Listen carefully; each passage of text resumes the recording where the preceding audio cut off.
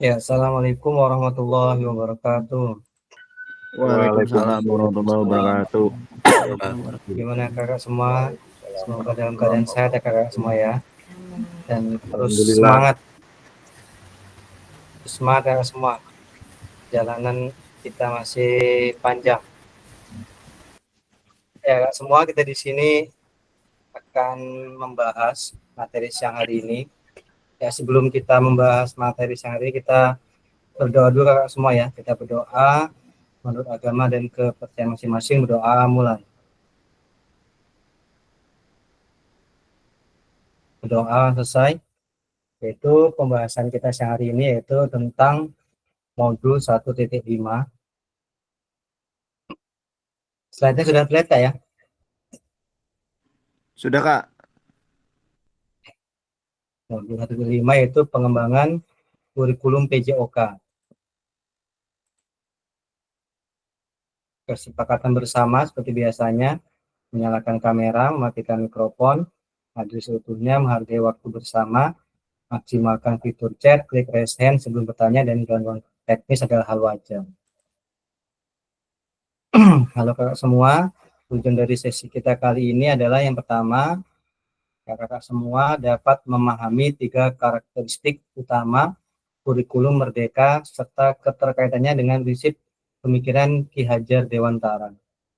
Yang kedua, peserta kakak semua mampu memahami pengembangan kurikulum PJOK. Dan yang ketiga, kakak semua peserta mampu memahami penyusunan program PJOK yang berkualitas dengan backward design. Agenda kita sesi ini yaitu pertama backward design, yang kedua pengembangan kurikulum PJOK, yang ketiga pemikiran KHD atau Ki Hajar Dewantara dan kurikulum merdeka. Aktivitas pertama itu backward design dalam pengembangan kurikulum PJOK.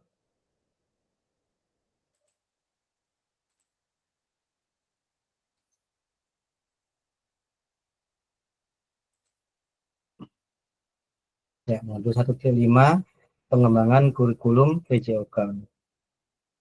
Dalam konteks pembelajaran bahwa backward design adalah suatu pendekatan dalam merancang instruksional, bagaimana melibatkan perencanaan proses pembelajaran yang dimulai dari identifikasi capaian. Jadi prosesnya pertama itu dimulai dari identifikasi capaian yang diharapkan dan kemudian merancang langkah-langkah yang dibutuhkan untuk mendapatkan capaian tersebut secara mundur ke belakang. Itu backward design, itu capaian tersebut mundur ke belakang. Dalam pengembangan program pembelajaran, backward design juga menggunakan metode yang sama, yaitu dari capaian atau tujuan, capaian pembelajaran CP, tujuan pembelajaran TP, dan teruskan dengan bergerak ke belakang menentukan baru menentukan penilaian, pengalaman belajar, yaitu aktivitas untuk mencapai tujuan tersebut.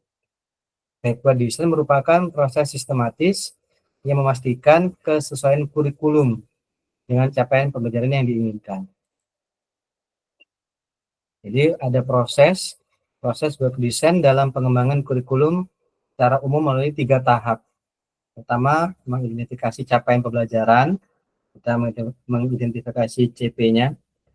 Setelah itu, menentukan metode penilaian, yaitu merencanakan pengalaman belajar dan strategi pembelajaran. Jadi 3 tahap. Yang pertama, mengidentifikasi capaian pembelajaran. Pada tahap ini, melibatkan penentuan pengetahuan, yaitu pemahaman dan keterampilan apa yang harus dikuasai oleh murid di akhir suatu fase. Capaian pembelajarannya harus jelas, terukur, dan lencang dengan standar atau tujuan pendidikan. Jadi itu capaian pembelajaran sudah dirumuskan oleh pemerintah melalui dokumen kurikulum merdeka. Ini tugas kakak semua lebih pada bagaimana memecah capaian pembelajaran menjadi tujuan yang lebih kecil yang menjadi anak tangga menuju capaian pembelajaran dalam satu fase. Tahap kedua yaitu menentukan metode penilaian. Langkah selanjutnya, kakak semua menentukan penilaian atau metode pengumpulan bukti yang menunjukkan apakah murid telah mencapai tujuan pembelajaran dan capaian pembelajaran tersebut, khusus untuk materi penilaian dalam pelatihan kakak akan mendapatkan di modul khusus asesmen. Bagaimana apapun desain penilaian yang akan kakak lakukan harus memiliki kerencangan dengan capaian pembelajaran dan memberikan indikator kecakapan murid yang dapat diandalkan. Tahap yang ketiga, proses belajar desain, yaitu merencanakan pengalaman belajar dan strategi pembelajaran. Pada tahap terakhir, kakak akan merencanakan metode mengajar apa yang paling sesuai, konten apa yang menjadi minat murid, dan bagaimana aktivitas ditentukan untuk memfasilitasi keterlibatan dan pembelajaran mereka. Bagaimana kakak akan dituntut untuk memfokuskan pada rancangan sekuen instruksi yang sejalan dan logis untuk membawa mereka ke arah capaian yang diharapkan. Nah, itu ada penjabaran pendekatan desain mundur dalam PJOK atau backward design. Pertama ada tujuan, yang kedua ada penilaian, yang ketiga ada instruksional. Tujuan seperti sudah diulas sebelumnya, bagaimana nilai keyakinan dan Bapak Ibu keyakinan Bapak Ibu kembangkan akan menjadi landasan dalam mengidentifikasi apa yang dipelajari murid. Artinya filosofi Bapak dan Ibu, kakak semua, akan menjadi lensa di mana kakak semua akan menetapkan tujuan dalam rangka mencapai standar. Bagaimana perlu dicatat bersama bahwa standar merefleksikan ekspektasi minimal. Kakak selalu dapat melampaui apa yang tertulis dalam standar. Kembali kepada filosofi program kakak-kakak, inilah yang akan membentuk seperti apa ekspektasinya dan bagaimana kakak-kakak memberikan tantangan agar mereka dapat mencapainya lebih dari yang minim tadi. Yang kedua, yang berikutnya penilaian. Bagaimana kakak merancang penilaian yang sesuai dengan tujuan, yaitu titik krusial di sini apa yang peserta didik hendak capai, bagaimana keberhasilan akan mereka tunjukkan, dan apakah semua murid harus menunjukkan dengan cara yang sama, yaitu tentu jawabannya tidak. Bagaimana tiap murid belajar secara berbeda, maka mereka mendemonstrasikan pembelajarannya secara berbeda pula. Di tangan Bapak Ibu, sebenarnya letak bagaimana mereka akan menunjukkan kesuksesan, penugasan, kompetensi, dan level pencapaian. Kesuksesan diukur oleh pencapaian mereka dan tidak ada cara yang lebih baik selain memberikan mereka kesempatan dalam memilih cara yang menurut mereka paling efektif dan otentik dalam mendemonstrasikan capaian mereka. Tentu saja ini sangat ideal dan sulit dilakukan, akan tetapi arah pendidikan kontemporer saat ini menuju ke sana. Demikian pula pendidikan jasmani atau PJOK. Yang berikutnya yaitu instruksional. Instruksional ini instruksi atau pengajaran dirancang untuk memfasilitasi pembelajaran. Bagaimana kakak-kakak semua harus melakukannya secara sengaja, penuh pertimbangan, kreatif, dan memotivasi. Para ahli dalam bidang pendidikan jasmani meyakini bahwa dengan merancang pengajaran dengan berbasis model, maka akan menjadikan cara-cara yang efektif dalam menghantarkan program PJOK yang bermakna dan koheren. Ibaratkan paket menu di satu restoran, model kurikulum adalah menu yang lengkap. Tiap model memiliki landasan filosofi, strategi mengajar, sampai penilaian. Jadi ada strategi mengajar sampai penilaian. Dalam pelatihan ini, kakak juga akan dikenalkan dengan beberapa model instruksional. Yang berikutnya, kualitas program PJOK. Jadi, kualitas program PJOK didirikan oleh pengalaman belajar yang bermakna, berkontekstual, berarti, dan bernilai bagi peserta didik. Jangan sampai program PJOK hanya menyanyiakan waktu dan energi peserta didik. Selanjutnya, PJOK harus disampaikan dengan menggunakan strategi mengajar yang efektif. Apa itu mengajar yang efektif? Ya, ini mengajar yang meningkatkan peserta didik belajar di situasi geraknya. Secara khusus, kakak akan mempelajari pengajaran PJOK yang efektif di modul yang lain, Pelajaran PJOK juga harus mengasihkan dan memotivasi peserta didik untuk memilih gaya hidup yang aktif, di mana peserta didik mengambil tanggung jawab sendiri terhadap pengalaman aktivitas jasmaninya dan memberikan tantangan untuk meningkatkan kompetensi gerak. Dan akhirnya apa yang disebut program yang berkualitas adalah program yang mengintegrasikan pengalaman belajar dengan metode penilaian kemajuan sebagai upaya mendemonstrasikan kesuksesan, pencapaian, dan pembelajaran. Dan dalam menyusun program PJOK melalui pengembangan kurikulum tidak bisa mengabaikan beberapa faktor yang secara langsung dan tidak langsung mempengaruhi keputusan pengembangan.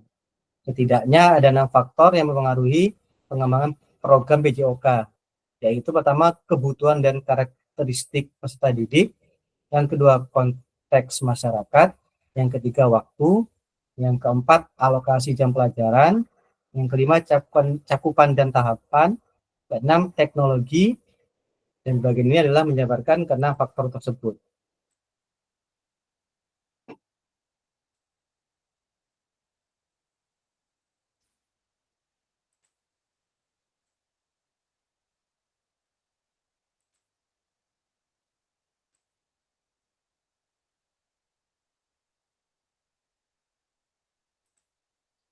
Ya, pemikiran oleh Ki Hajar Dewantara atau KHD ada 6, diantaranya ada 6, yaitu pendidikan untuk semua, pendidikan berbasis budaya, pendidikan yang holistik, pendidikan karakter, pendidikan yang relevan dengan kehidupan, dan pendidikan sebagai alat pembebasan. Bagaimana pendidikan untuk semua? Pendidikan adalah hak setiap individu tanpa memandang status sosialnya, gender, laki-laki atau perempuan, atau latar belakang budayanya. Ia memperjuangkan akses pendidikan yang merata bagi semua anak Indonesia, termasuk yang berasal dari kalangan masyarakat kurang mampu.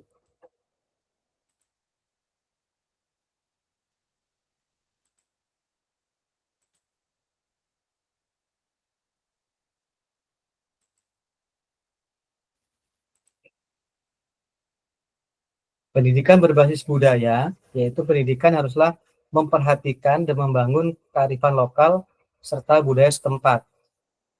Berpendapat bahwa pendidikan yang menghormati dan memperkuat identitas budaya akan lebih efektif dalam membentuk karakter dan memajukan bangsa.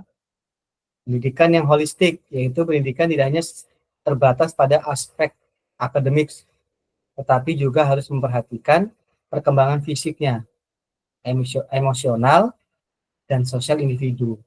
Bagaimana mendorong pendidikan yang menyeluruh atau holistik untuk mengembangkan potensi dan kepribadian anak secara optimal. Ini pendidikan yang holistik. Pendidikan karakter, bagaimana menekankan pentingnya pembentukan karakter yang kuat dalam pendidikan.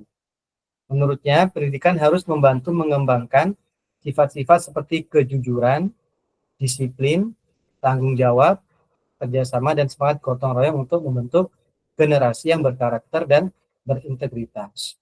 Itu pendidikan karakter dari Ki Hajar Dewantara. Yang berikutnya pendidikan yang relevan dengan kehidupan. Bagaimana pendidikan harus relevan dengan kehidupan sehari-hari.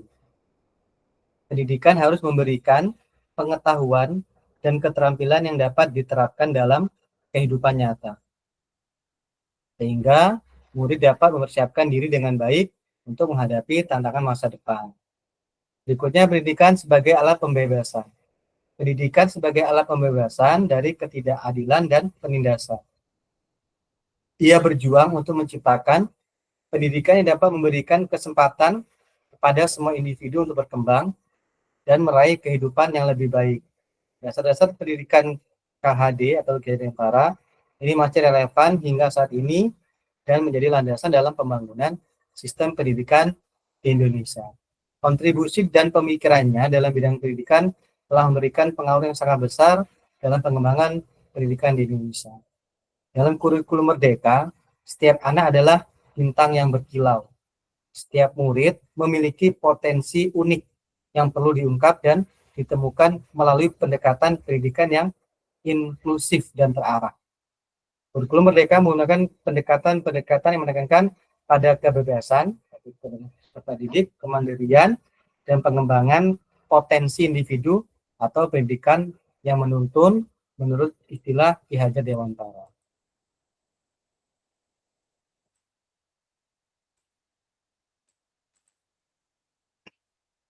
Ya, slide berikutnya. Menurut kakak-kakak dari skala 1 sampai 10, kira-kira seberapa dalam pemahaman kakak tentang kurikulum PJOK?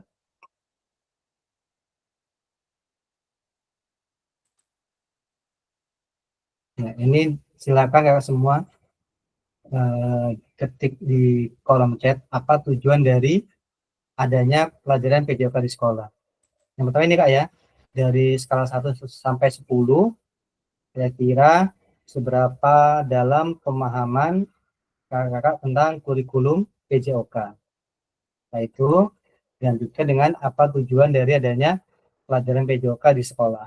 Apa tujuan dari adanya pelajaran PJOK di sekolah. Ya silakan kakak ditulis di kolom chat.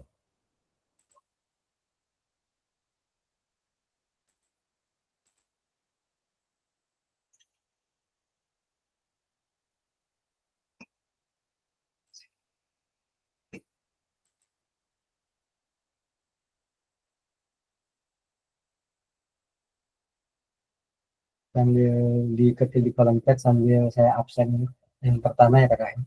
Ya, ada absen awal dan absen akhir.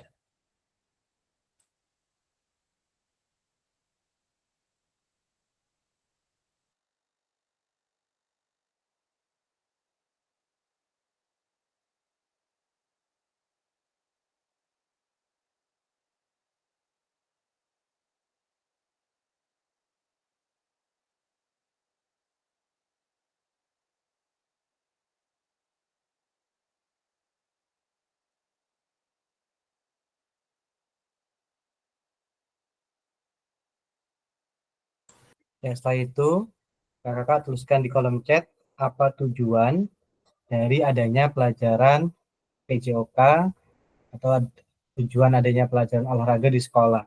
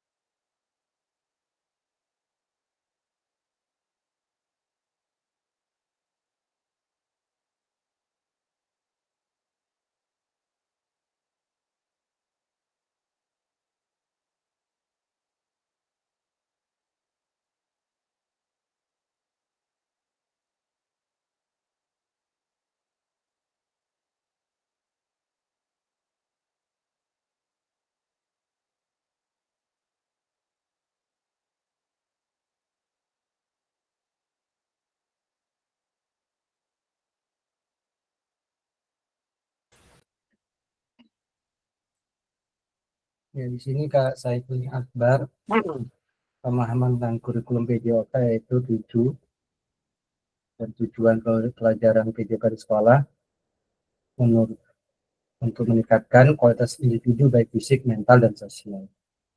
Kak Yosep,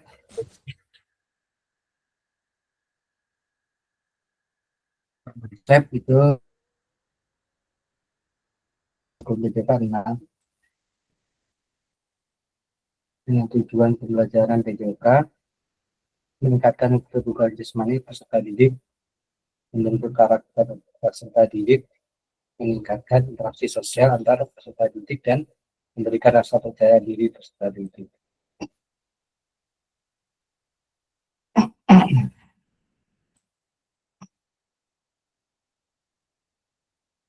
Kak Hikman itu tujuannya dari tahun pelajaran sekolah bukan hanya pelajaran olahraga, melainkan sarana untuk membentuk generasi muda yang berkualitas dan menyenangkan.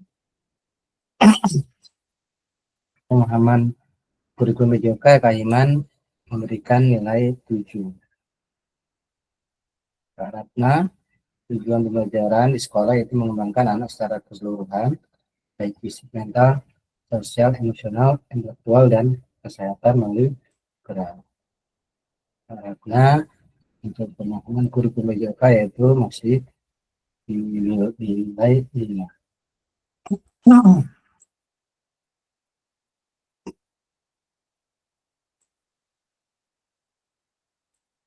Hari pemahaman kurikulum PJOK yaitu memberikan nilai 6 dengan tujuan salah satu jembatan dapat menunjang perkembangan jasmani peserta didik agar lebih optimal, bukan hanya mengikuti fisik, tapi juga mengembangkan aspek mental, sosial, dan emosional peserta didik.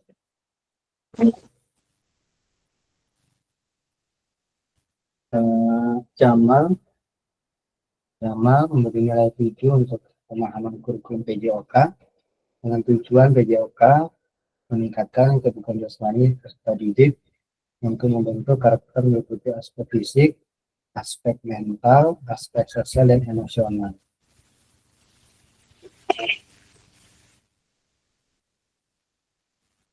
Rutin yaitu masih memberikan pemahaman dengan memberikan nilai 5 dengan tujuan pembelajaran yaitu mengembangkan pengetahuan tentang olahraga dan aspek-aspek lainnya seperti kesehatan, mental, dan sosial. Kak Bayu, tujuan pembelajaran PJOK yaitu mengembangkan anak secara keseluruhan melalui kegiatan jasmani bukan hanya saja, melainkan juga mengembangkan mental, sosial, emosional, intelektual, dan kesehatan secara keseluruhan. Kak Ilham yaitu memberikan nilai 5 pemahaman kurikulum PJOK dengan tujuan pelajaran PJOK di sekolah itu sangat luas mencakup aspek fisik, kognitif, afektif, dan sosial. Secara umum, PJOK bertujuan untuk mengembangkan kemampuan fisik, dengan meningkatkan kekuatan, kecepatan, kelincahan, daya tahan, koordinasi, dan fleksibilitas. Meningkatkan kesehatan dan kebugaran, membiasakan peserta didik untuk hidup sehat dengan berolahraga secara teratur dan mengonsumsi makanan bergizi, membentuk karakter, menunjukkan sikap.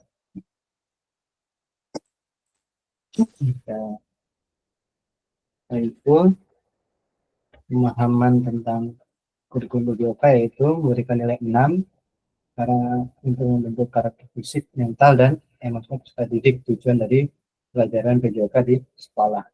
Kak Jakaria belum menulis atau langsung yang terlambat langsung aja.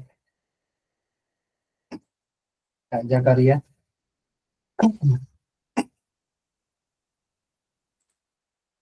Kak Jakaria silakan.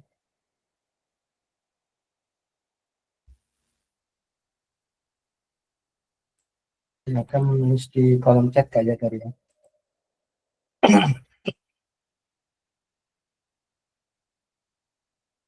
Hikman dulu silakan.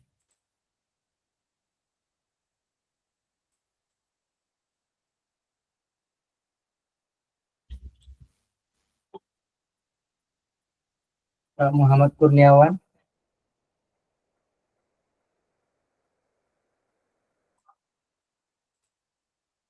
Pak Muhammad Kurniawan, silakan tulis di kolom chat. Kak Wawan, kawan belum menulis di kolom chat.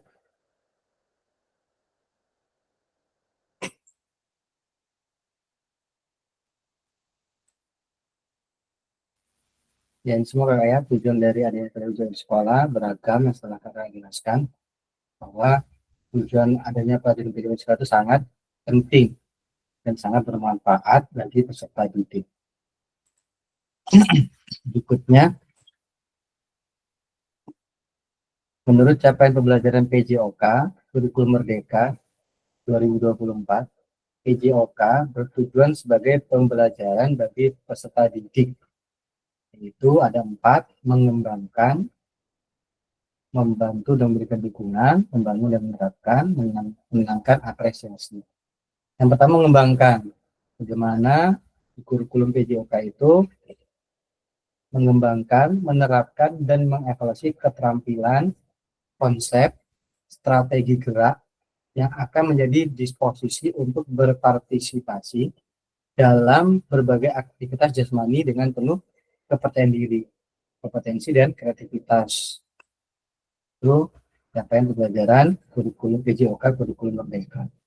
Yang kedua, membantu dan memberi dukungan mereka dalam memilih gaya hidup sehat dan aktif secara jasmani. Bagaimana kita sebagai ibu PJOK membantu peserta didik, memberi dukungan bagaimana gaya hidup yang sehat dan bagaimana aktif secara jasmani. Yang ketiga, membangun dan menerapkan keterampilan sosial dan emosional melalui konteks pembelajaran yang menekankan nilai-nilai fair play, kerja tim, dan inklusivitas. Dan yang terakhir, menanamkan apresiasi dan mengembangkan sikap positif untuk aktif secara jasmani sepanjang hayat sebagai upaya peningkatan keseluruhan kualitas hidup peserta didik.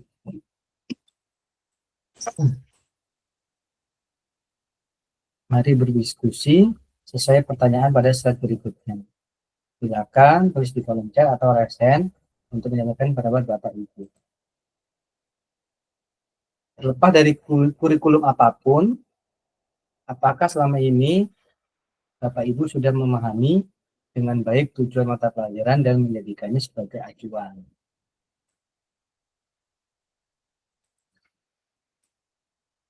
Berikutnya, dalam konteks kurikulum merdeka, apakah tujuan-tujuan ini bisa dicapai? Berikutnya, memahami tujuan umum penting sebagai acuan untuk memahami semua akhir pembelajaran. Untuk mencapai tujuan umum ini, pemerintah sudah menurunkannya ke dalam CP, capaian pembelajaran, dan mempersilakan guru atau satuan pendidikan untuk menurunkannya lagi ke dalam TP atau tujuan pembelajaran.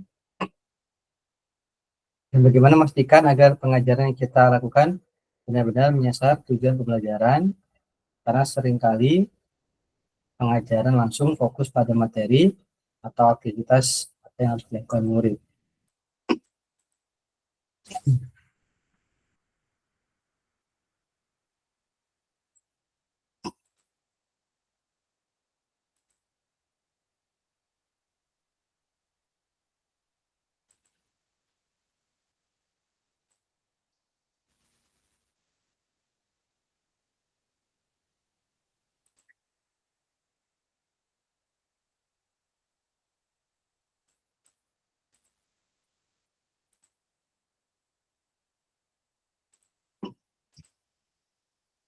Ini berarti masuk ke diskusi.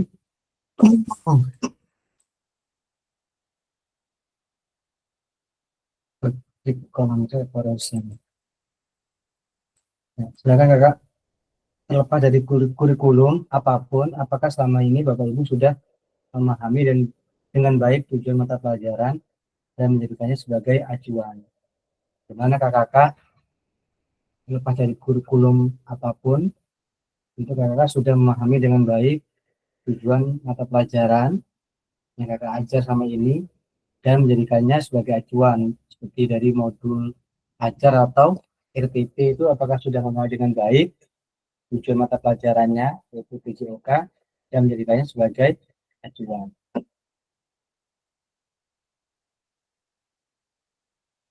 Ya, nanti saya panggil dari bawah ya gantian. Bapak dari kurikulum apapun, kakak sama ini kakak sudah memahami dengan baik tujuan mata pelajaran dan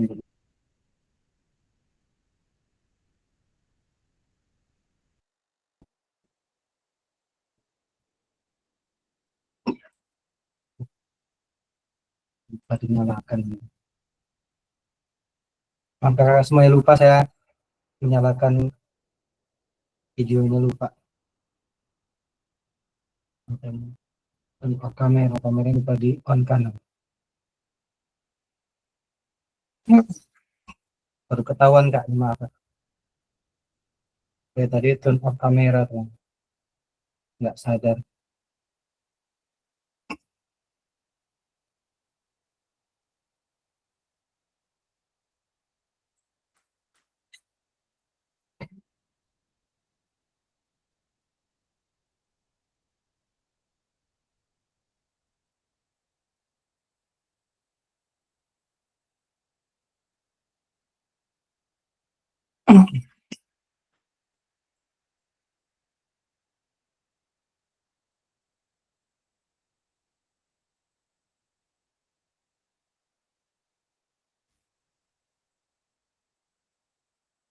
Dan dalam konteks kurikulum merdeka, apakah tujuan-tujuan ini bisa dicapai?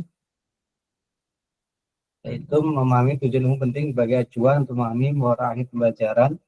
Untuk tujuan umum ini, pemerintah sudah menentukan ke dalam capaian pembelajaran dan menurunkan ke dalam tujuan pembelajaran.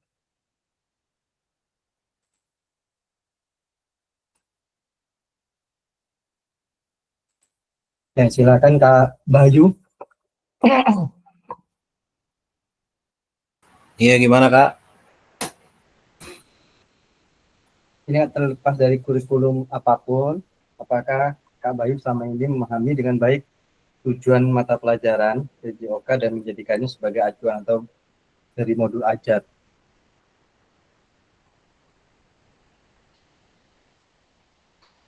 Baik, sebelumnya Assalamualaikum warahmatullahi wabarakatuh. Selamat sore rekan-rekan semuanya.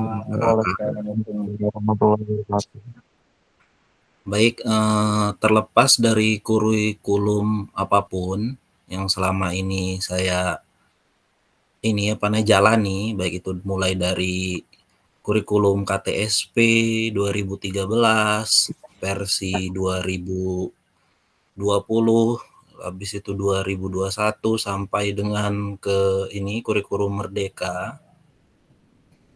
Menurut saya, pemahaman yang saya pahami itu mulai dari yang KTSP sampai dengan yang 2000 sampai dengan yang Merdeka itu ada perbedaannya. Yang dimana kalau yang KTSP itu lebih menekankan bagaimana caranya guru ini dia yang mengajak siswa untuk lebih lebih ibarat kata kalau murid malas itu guru yang ngayomin gitu. Sedangkan kalau yang kurikulum 2013 itu baik itu versi yang pertama sampai dengan versi yang terakhir lalu dirubah ke kurikulum Merdeka itu lebih berfokus kepada di mana guru ini lebih kepada menilai dari tingkat kemampuan siswa itu berdasarkan hasil nilai saja. Nah, beda halnya dengan kurikulum Merdeka. Kalau kurikulum Merdeka ini guru itu bisa menilai siswa itu dari segi minat dan bakat dia. Jadi guru ini bisa lebih bisa lebih produktif untuk menilai siswa. Karena apa? Diawali ketika dari mulai semester pertama, kedua sampai dengan kenaikan, guru itu jadi mengetahui siswa A, B, C sampai dengan Z itu ada perbedaan untuk mengatasinya. Mungkin itu kalau dari pemahaman saya untuk kurikulum selama ini yang saya jalani. Mungkin itu aja, terima kasih. Terima kasih Kak Bayu. Berikutnya Kak Ilham Ramadan. Ya Kak hadir. Ya, silakan Kak Ilham Ramadan. Oke. Lepas dari kurikulum apapun, apakah selama ini Bapak Ibu sudah memahami dengan baik tujuan mata pelajaran dan menjadikannya sebagai acuan? Menurut saya Kak, belajar secara mendalam tentang tujuan PJOK itu guru perlu mempelajari kurikulum PJOK secara mendalam dan memahami tujuan pembelajaran pada setiap tingkat kelas. Merencanakan pembelajaran yang terintegrasi, mengaitkan pembelajaran PJOK dengan mata pelajaran lain dapat membuat pembelajaran lebih menggunakan metode pembelajaran, variasikan metode pembelajaran agar peserta didik tidak bosan. Melakukan evaluasi secara berkala dapat itu kan bantu sejauh mana peserta didik telah mencapai tujuan pembelajaran dan berkolaborasi dengan guru mata pelajaran lain. Udah itu aja Kak, menurut saya Kak. Terima kasih. Ya, terima kasih Kak Ilham. Kak Ari, silakan.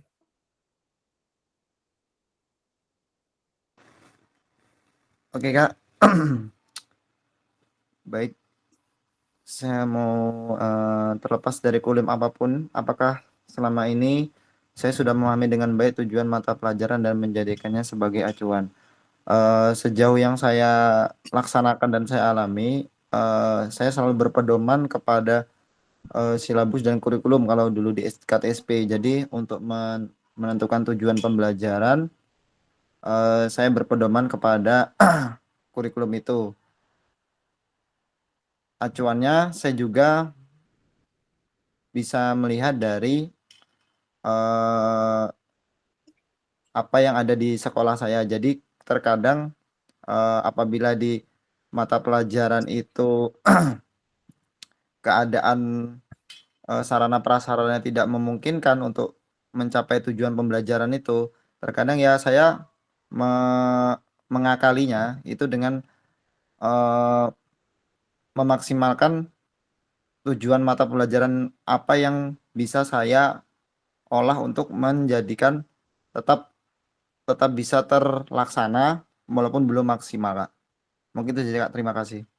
Ya, terima kasih Kak Ari atas jawabannya. Berikutnya Kak Nur Muhammad Wawan. Ini ada di Kak Nur Muhammad Wawan. Silakan Kak Nur Muhammad Wawan.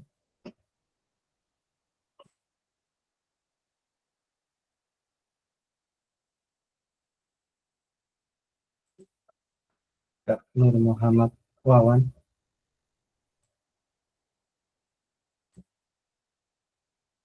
Silakan. Kak Wawan belum ada respon. Lanjut ke Kak Muhammad Kurniawan. Kak Muhammad Kurniawan ada nggak? Tidak ada. Ke Kak Hikman. Silakan Kak Hikman.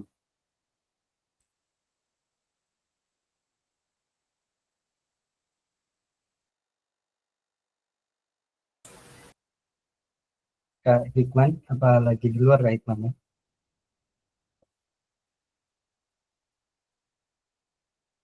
Kak Hikman Kusnandar, silakan. Apa suaranya tidak didengar Kak?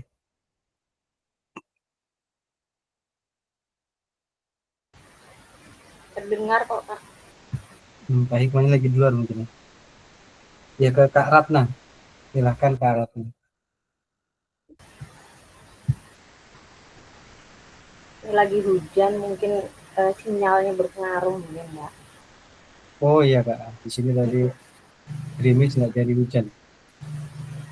Di kota Bumi malah nggak gelap bener, udah hujan nih. Oh, hujan Kak ya? Ya.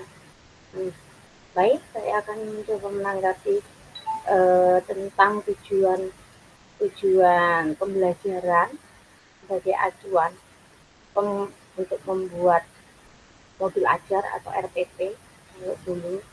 Kalau saya pribadi, saya menggunakan CP itu dari kurikulum yang sudah ada. Jadi CP itu kalau tidak salah kan memang dibuat oleh itu ya, apa namanya ya kalau aku lupa, pemerintah ya, CP tujuan capaian pembelajarannya. Nah dari capaian pembelajaran tersebut kita turunkan menjadi tujuan pembelajaran. Nah tujuan pembelajaran tersebutlah yang kita mau bisa modifikasi atau kita apa kita terapkan di pembelajaran kita menyesuaikan dengan kondisi sekolah seperti itu. eh, jadi kalau andai kata basket kita nggak punya ring, ya kita tujuannya kita modifikasi gitu. Jadi apa nih mau belajar apa? Mau belajar permainan kah? Berarti tekniknya aja, tidak tidak tergantung dari tingginya apa itu ring itu tersendiri ya berarti gitu. Berarti tekniknya permainan itu aja. Jadi tujuannya bisa tercapai dengan cara memodifikasi dengan alat prasarana yang ada. Begitu, Pak. Terima kasih. Ya, terima kasih Kak Ratna atas penjelasannya. Yang berikutnya Kak Hikman. Kak Hikman, silakan. Baru join itu, habis Oh, terpental. Halo. Kak Hikman ya, terdengar Ya. Kak Hikman, silakan. Halo. Maaf Kak, itu mikrofonnya error nih tadi. Makanya berapa kali saya ngangkat. Udah saya Oh iya Kak. Ya, silakan Kak Oke. Hikman. Pas. Jelas Kak ya? Jelas ya? Jelas Kak, jelas banget. Oke. Jadi apa itu soalnya Kak? Terlepas dari kurikulum apapun yang Kak Hikman pernah rasakan, apakah selama ini Kak Hikman sudah memahami dengan baik tujuan mata pelajaran dan menjadikannya sebagai acuan? Oke, terlepas dari kurikulum ini, dari kurikulum pertama kali saya ngajar baik KTSP sampai kurikulum Merdeka ini itu memiliki perbedaan ya, mungkin memiliki perbedaan sekali, terutama di kurikulum Merdeka.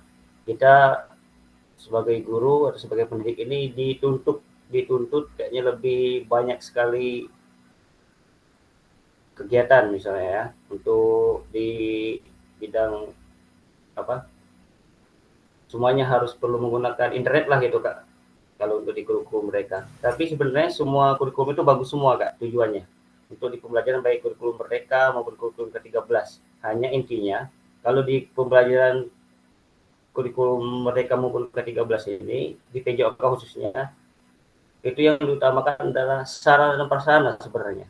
Apapun kurikulumnya, kalau sarana dan prasarana tidak ada dan tidak memadai, ya semua sama sebenarnya Kak, kurikulum itu. Apalagi khususnya untuk PJOK. Kadang kita terbatas sama sarana. Kurikulum sudah bagus, misalnya semuanya sudah baik, cuman ketika sarana prasarana kita membutuhkan, kadang di sekolah itu tidak bisa keluar sebenarnya, itu kan susah sekali untuk keluar. Mau tidak mau kita sebagai guru ya, sebagai pendidik memodifikasi kadang apapun, walaupun bola sudah rusak ataupun alat sudah rusak, ya kita perbaiki bagaimana caranya untuk peserta didik itu bisa belajar. Itu saja mungkin dari saya Kak. Terima kasih. Ya, terima kasih Kak Hikman. Ya, kita kayak memang guru PJOK dituntut harus lebih kreatif, lebih banyak modifikasi biasanya karena memang terbatasnya peralatan atau sarana prasarana. Ya, terima kasih Kak Hikman atas penjelasannya. Yosep, silakan Kak Yosep. Belum nyimak ini Kak. Hilang nih Kak. Pertanyaannya. Oh, hilang ya? Kelihatan nggak Kak di slide pertanyaan? Muncul Kak. Ya, ke Kak Indu, ke Kak Jamal dulu. Karena banyak angin masalahnya Kak, jadi agak hilang-hilang sinyalnya Kak. Iya. Tadi di sini mau Iya. hujan ternyata hilang yang di Makanya saya terpental sedikit ya, Kak Jamal ya. Ya, Kayak saya kan Kak Jamal. ya. Terlepas dari kurikulum apapun, apakah selama ini Bapak Ibu sudah memahami dengan baik tujuan mata pelajaran yang menjadikan sebagai acuan? Kalau menurut saya dari kurikulum KTSP, K13, sama kurikulum Merdeka ini kurang lebih tujuan itu sama, tapi cuma beda di perangkatnya, kayak modul itu sudah diganti nama, cuma ganti-ganti nama aslinya itu. Kayak di sekolah saya ini kan sarana dan prasarana itu kurang, apalagi di Iya. kampung itu sangat kurang. Jadi kita harus pinter-pinter memodifikasi yang nggak ada gitu ya.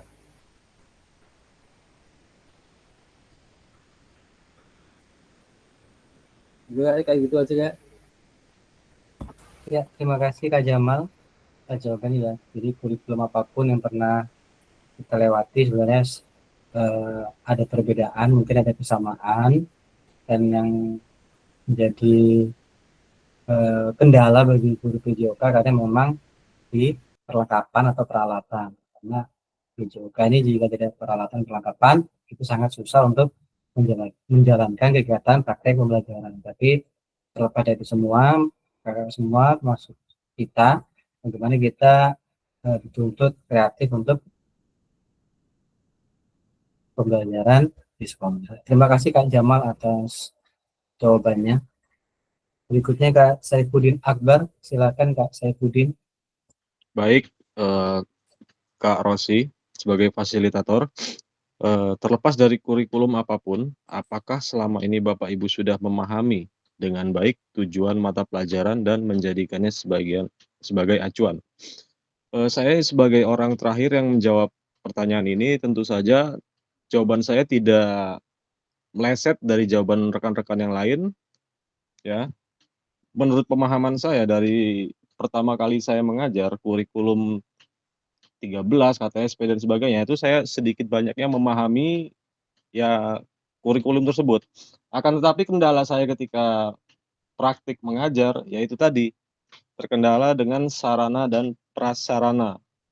Saya sedikit cerita di sini, saya pernah menggunakan lembing, saya memperkenalkan lempar lembing kepada anak didik saya. Lembing satu yang sudah usang, bengkok, dan matanya sudah oglek-oglek itu ya, tetap kami pakai, tetap kami ikat agar bisa digunakan. Nah itu hanya sedikit cerita saja Kak. Kemudian kemungkinan cukup segitu dulu Kak. Saya akhiri. Ya, terima kasih. Iya. Kasih Kak Akbar ya. Buat PJOK harus mempunyai ide-ide kreatif, memodifikasi seperti Kak Akbar. Kadang juga ada yang mungkin kasti ngambil ini ya, patok jalan itu, bambunya itu bisa untuk memukul, bisa juga. Ya, terima kasih Kak Akbar. Yang berikutnya Kak Saiful Afrianto. Silakan Kak Saiful Afrianto.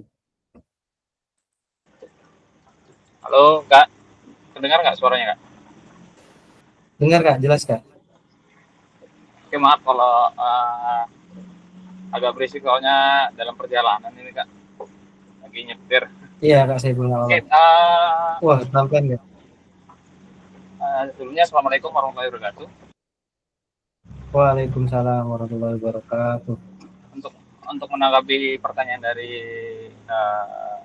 yang tadi, mungkin saya bisa menangkap untuk semua kurikulum itu sama bagusnya Kak, sama baiknya, dan mungkin kalau untuk di mapel PJOK, teruntuk PJOK itu pasti balik lagi di individu guru pengajarnya sih Kak, kalau menurutku, karena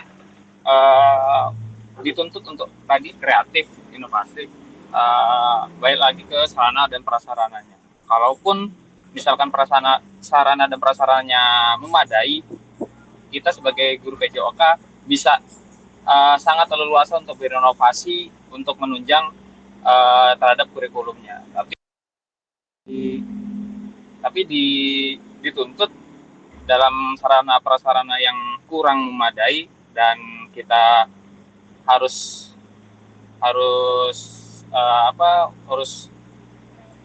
masuk dalam tujuan kurikulum merdeka dengan alat sarana dan prasarana yang kurang. Ya kita balik lagi harus berinovasi seperti tadi, seperti Hikmah, terus ataupun dengan yang lainnya, Kak Buyung, apapun itu peralatan yang kurang ataupun tidak ada, ya kita harus berinovasi, harus kreatif, apapun dalam materi apapun. Seperti kalau misalkan di sekarang di SD aku, Kak, Iya, Kak. bola ya mungkin satu, bola sepak satu, bola voli satu, ataupun dia semua hanya satu. Dan balik lagi, kalau kita dari peserta didik satu kelas ada 25, ya satu bagi 25 itu seperti apa dalam pelajaran PJOK. Jadi kita harus kreatif, mungkin kita harus membeli atau kita membuat dari kertas, kita gulung-gulung dan kita lempar bola tangkapnya. Mungkin peralatannya akan lebih lengkap dengan cara kita kreatif itu. Seperti itu, Kak, tanggapan dari saya. Terima kasih. Assalamualaikum warahmatullahi wabarakatuh. Waalaikumsalam warahmatullahi wabarakatuh. Terima kasih Kak Saiful atas penjelasannya. Bagaimana benar-benar yang tidak dituntut untuk memodifikasi peralatan, karena ada beberapa sekolah yang terbatas dari perlengkapan dan peralatan. Ya, berikutnya Kak Jakaria. Oh, Kak Jakaria ada nih, ada di dalam. Maaf Pak, ini sakit ini Pak, suaranya sakit. Iya Pak. Ya, Kak Jakaria, cepat sembuh Kak Jakaria. Ya, amin. Makasih Pak.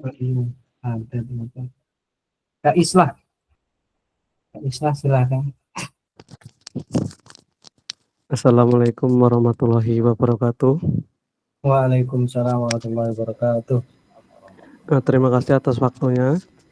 Di sini saya akan menjawab ya dari soal yang sudah terpapar.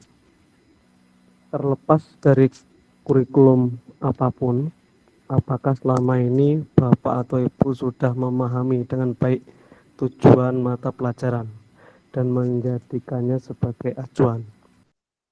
Nah, kalau ditanya mengenai udah memahami dengan baik atau belum, jujur sejauh ini saya itu sebenarnya belum ada yang paham 100% dari semua kurikulum ya.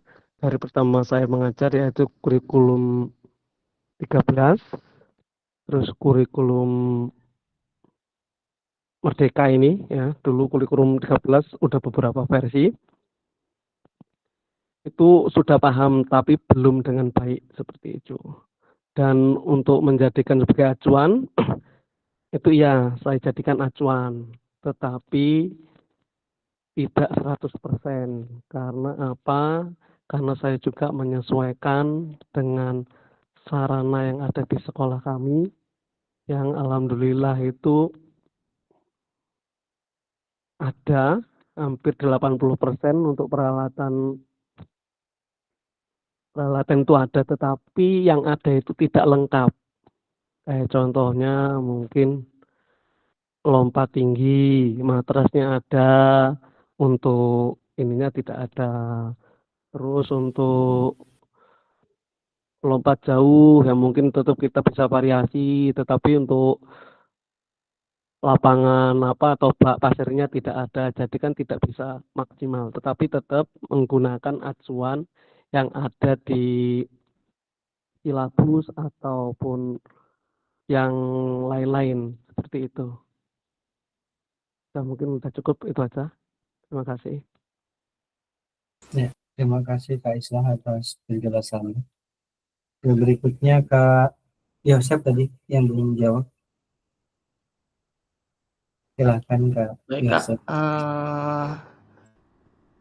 Kalau menurut pribadi saya sih Kak, dari pertanyaannya terlepas dari kurikulum apa pun, apakah selama ini Bapak Ibu sudah memahami dengan baik tujuan mata pelajaran dan menjadikan sebagai acuan? Kalau saya pribadi Kak, karena sudah beberapa kurikulum, yang pertama dari KTSP ke K13, 13 aja sudah beberapa versi, terus ke kurikulum Merdeka. Acuan yang pasti kita ngikutin kurikulum terbaru yang diluncurkan oleh pemerintah. Cuman ya kalau di sekolah kita nggak bisa menerapkan 100% kayaknya Kak, karena memang kita lihat kondisi peserta didik juga, sarana prasarana seperti yang disampaikan sama Kakak-kakak semua tadi, sudah mencakup semuanya.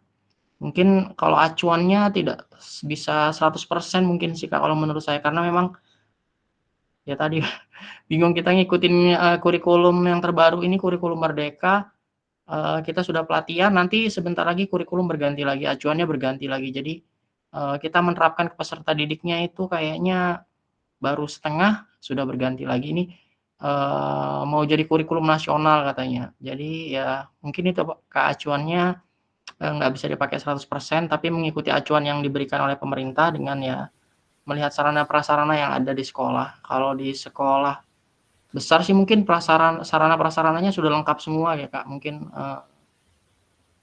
yang di tingkat-tingkat sekolah, SMP, SD yang mungkin untuk mendapatkan sarana prasarana itu agak sulit memang. Tapi kalau di tingkat SMA menurut saya kalau sudah ada semua mewakili karena pernah dapat bantuan juga. Mungkin itu Kak, terima kasih. Ya, terima kasih Kak Yosep atas penjelasannya. Terakhir Kak Muhammad Kurniawan. Ini Kak Muhammad Kurniawan ada, tapi belum kelihatan. Suaranya belum ada, di kolom chat juga jadi belum ada. Kak Muhammad Kurniawan silakan. Bagaimana tanggapannya?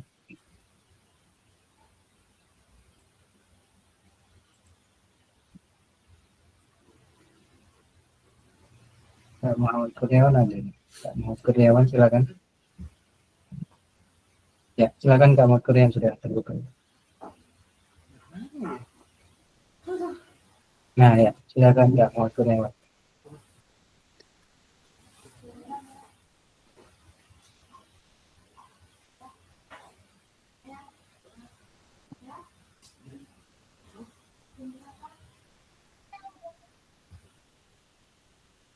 Kak Muhammad Kurniawan silakan.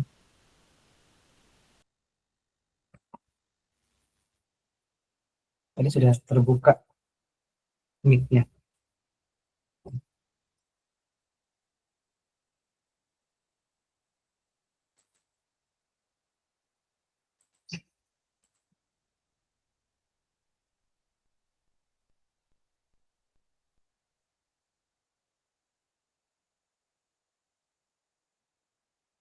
Dalam konteks kurikulum merdeka, apakah tujuan bisa dicapai?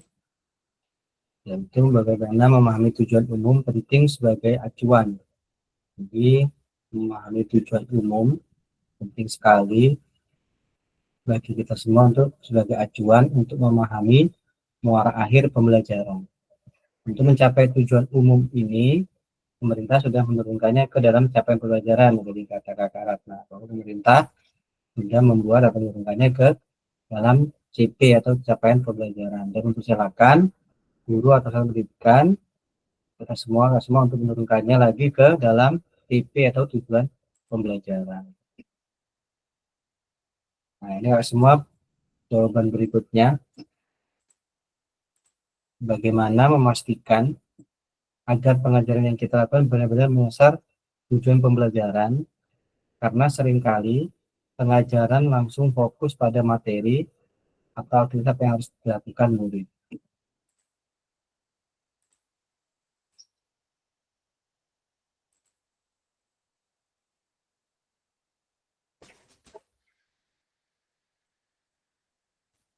Ya, ke bawah lagi ke Kak Bayu Wahyudi, silakan.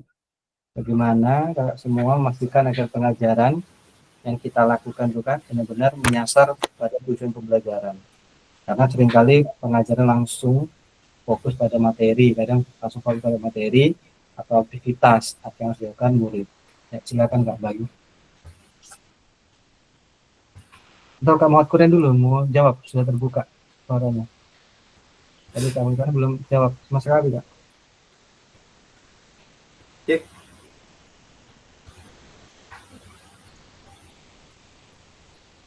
Oke.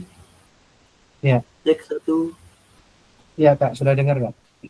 Oh ya, terima kasih Kak. Izin untuk menyampaikan rekan-rekan semua bagaimana memastikan agar pengajaran yang kita lakukan baik dengan tujuan benar. Yang pertama yaitu saya pribadi sebelum melakukan aktivitas kegiatan olahraga kita mengecek dulu sarananya. Sarana yang pertama, ya contohnya lapangan ya yang sering kita lihat dan prasarananya. Jadi dari lapangan bentuk bola ya, contohnya bola sepak bola atau raket ya, bola besar maupun bola kecil. Nah setelah itu baru kita persiapan untuk mengajak murid-murid beraktivitas ya,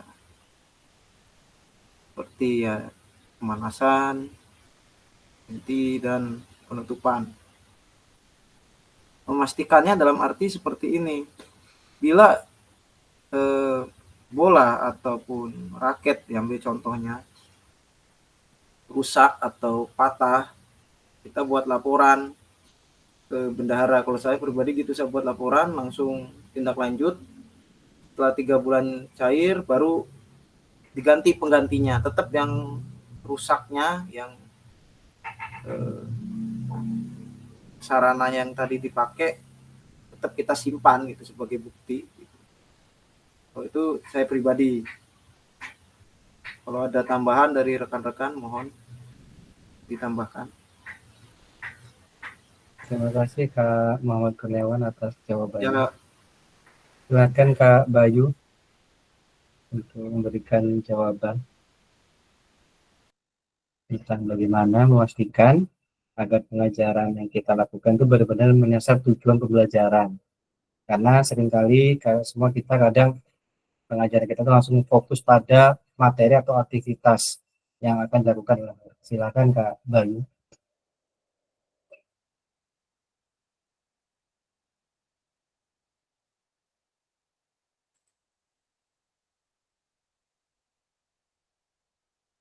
Kak Bayu ada nggak? Kak Bayu katanya mulai hujan angin deras, Oh, sinyal jaringan mulai naik turun katanya. wah, ke Kak Ilham berarti. Kak Ilham.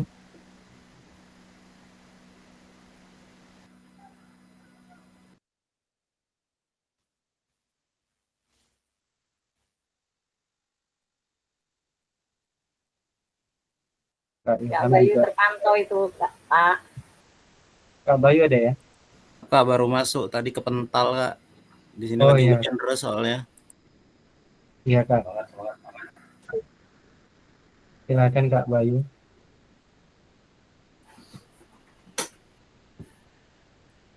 Ini ya Kak ya pertanyaannya ya Kak ya.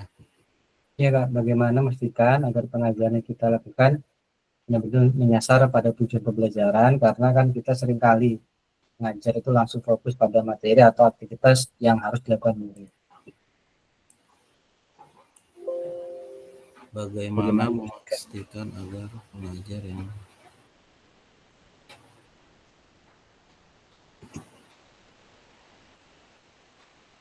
baik, sebelumnya Assalamualaikum warahmatullahi wabarakatuh. Selamat sore kakak-kakak semua.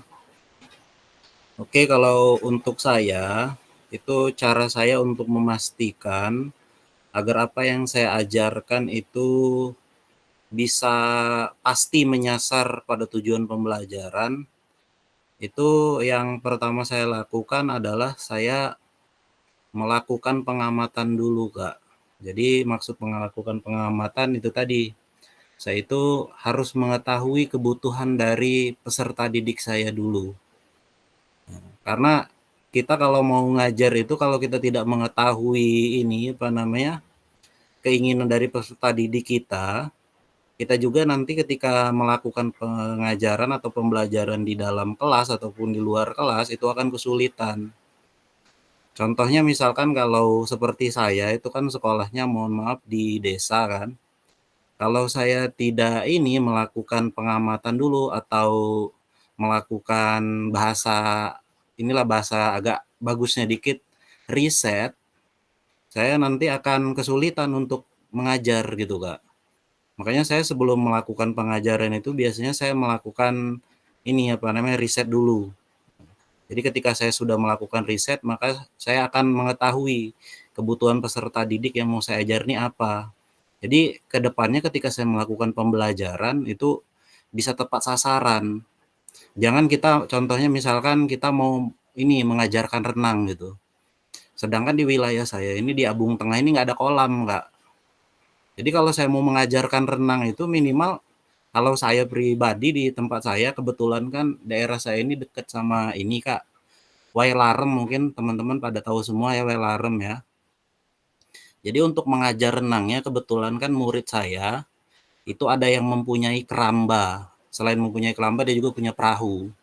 Jadi untuk bisa bisa praktik itu saya sebelumnya ngobrol dulu sama muridnya, kira-kira bisa bantu Bapak enggak? Bahwasannya Bapak ini nanti mau ngajarin teman-temannya renang gitu kan. Nah, di daerah keramba kamu itu kira-kira kedalaman tempat airnya itu berapa gitu kan. Terus dari keramba ke daratan itu kira-kira jaraknya berapa. Terus kamu kira-kira bisa berenang nggak gitu. Jadi nanti untuk kedepannya supaya kalau teman-temanmu terjadi hal-hal yang tidak diinginkan, kamu bisa bantu Bapak. Jadi intinya itu saya melakukan evaluasi dulu, Pak. Jadi ketika saya lakukan ketika evaluasi saya memang saya pastikan itu aman, baru saya melakukan praktik. Jadi kalau saya misalkan mau tidak langsung gitu aja ngelakuin praktek itu nanti akan kesulitan. Karena jarak dari tempat saya kalau mau ke Kota Bumi yang ada kolam itu jaraknya lumayan agak jauh gitu kalau mau melakukan pembelajaran renang. Jadi kalau saya pribadi sih untuk memastikan peserta didik itu yang saya ajarkan itu ketika mengikuti pembelajaran saya bisa tepat sasaran atau menyasar pada tujuan pembelajaran itu saya harus memastikan dulu bahwasannya di tempat saya itu fasilitasnya ada atau tidak atau memadai atau tidak, yaitu tadi dengan cara saya melakukan riset. Mungkin itu Kak kalau dari saya. Terima kasih. Ya, terima kasih Kak Bayu atas jawabannya. Berikutnya Kak Ilham Ramadan. Ya Kak, Adir. Silakan. Apa ya kayak agak putus-putus, hujan petir di sini, cempaka, angin. Oh iya Kak. Iya Kak, apa Kak? Bagaimana memastikan agar pengajaran yang kita lakukan benar-benar menyasar tujuan pembelajaran, karena seringkali pembelajaran langsung fokus pada materi ya kan. Menurut saya kegiatan pembelajaran karena kegiatan pembelajaran yang bervariasi, menarik untuk siswa, untuk terus pengetahuan diri kita. Media pembelajaran mungkin menggunakan yang relevan mendukung pencapaian tujuan pembelajaran yang kata Kak Bayu tadi ya Kak ya. Kalau ini harus kita cek dulu tempatnya, terus alokasi waktunya cukup setiap kegiatan. Habis itu evaluasi setiap belajar kan kita harus evaluasi dulu.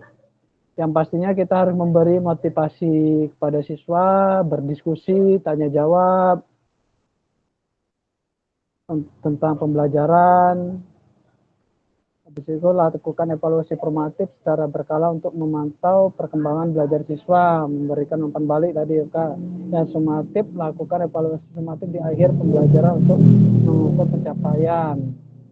Habis itu analisis untuk mengetahui sejauh mana tujuan pembelajaran. Itu aja sih Kak dari saya. Terima kasih. Ya, terima kasih Kak Ilham atas jawabannya yang telah.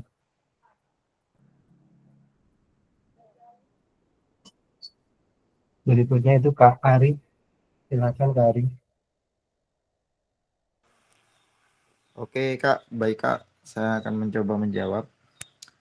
Jadi kalau menurut saya Kak, bagaimana agar pengajaran yang kita lakukan itu benar-benar menyasar ke tujuan pelajaran yang pengalaman yang pernah saya lakukan, biasanya saya menyisipkan di setelah berdoa itu Kak. Jadi kita melakukan apersepsi dulu kepada peserta didik.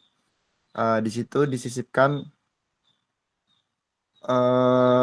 tentang tujuan pembelajarannya, tapi tidak secara tersirat, tapi tidak secara tersurat, tapi hanya tersirat saja. Dan saya juga biasanya melakukannya itu memfokuskan siswa itu atau peserta didik supaya hal-hal yang dilakukan itu tetap ke dalam ruang lingkup di tujuan pembelajaran supaya tidak keluar.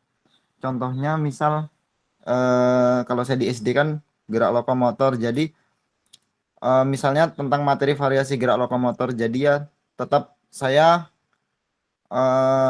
melihat peserta itu dari prosesnya, mereka mencontohkan atau membuat variasi gerak lokomotor kan ada banyak, bisa berjalan, berlari dan sebagainya, bisa merayap, merangkak. Jadi saya melihat dari inovasi dari kreasi mereka, jadi daya nalar mereka itu bagaimana. Jadi tidak semisal mereka keluar dari ruang lingkup tujuan pembelajar itu, saya berusaha memberikan masukan atau saran seperti itu Kak. Terima kasih Kak.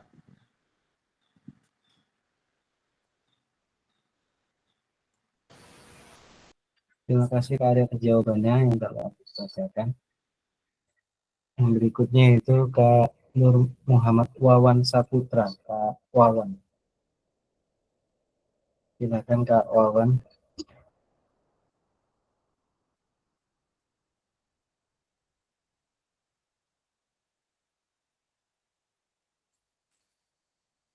Silakan Kak Wawan. Ada, silakan Kak. Kak, izin ke kamar mandi dulu ya Kak ya. Iya Kak, silakan Kak. Kak Wawan, nggak ada. Kak Muhammad Quran sudah. Kak Hikman. Silakan Kak Hikman. Oke. Kedengaran nggak? Dengar nggak? Oke. Bagaimana memastikan agar pengajaran kita yang kita lakukan benar-benar menyasar tujuan pembelajaran? Kalau menurut saya, sebelum kita melakukan pembelajaran ke peserta didik, ya khususnya, apalagi saya di SD nih Kak ya, mungkin di SD ini harus benar-benar fokus misalnya kan, karena anaknya kita agak keras, minimal agak keras juga salah, lembut juga salah, sedanglah paling. Jadi di sini untuk memastikan pengajaran kita benar-benar masuk pada tujuan, ya kita tentukan dulu pembelajaran apa yang kita lakukan misalnya. Contoh, umpamanya akan menerapkan pelajaran materi bola voli. Jadi di sana sebelum kita memberikan game atau permainan ke bola voli tersebut, ya kita sebagai pendidik, sebagai guru ya kita tunjukkan dulu bagaimana permain bola voli tersebut. Misalnya kita akan melakukan teknik passing bawah. Jadi passing bawah itu yang bagaimana, seperti apa. Jadi kita sebagai pendidik, guru memberikan contoh passing bawah yang benar seperti ini. Jadi anak-anak tertuju fokus dengan yang apa kita praktikkan. Setelah itu anak-anak kan lebih setelah melihat, anak-anak paham, oh seperti ini rupanya permainan bola voli dengan gerakan passing bawah. Sehingga yang kita lakukan tadi dengan pembelajaran yang akan kita tujuan pembelajaran tadi ke anak, jadi anak lebih fokus, lebih bisa. Dia tidak langsung kita kasih nih bola loh, nih kita main bola voli, silahkan mau kayak mana silahkan. Nah jadi karena kan anak-anak tidak fokus bagaimana cara mainnya, mungkin asal pukul saja bolanya, asal passing, asal servis, kan pemain seperti itu. Jadi di sini tujuan untuk menyasar suatu tujuan pembelajaran ya tadi guru juga harus mencontohkan terlebih dahulu untuk memperhatikan pengajaran tersebut supaya anak-anak lebih mengerti, lebih paham tentunya. Itu saja Kak dari saya. Terima kasih. Ya, terima kasih Kak Hikman atas jawaban yang telah diberikan. Berikutnya Kak Ratna. Silahkan Kak Ratna.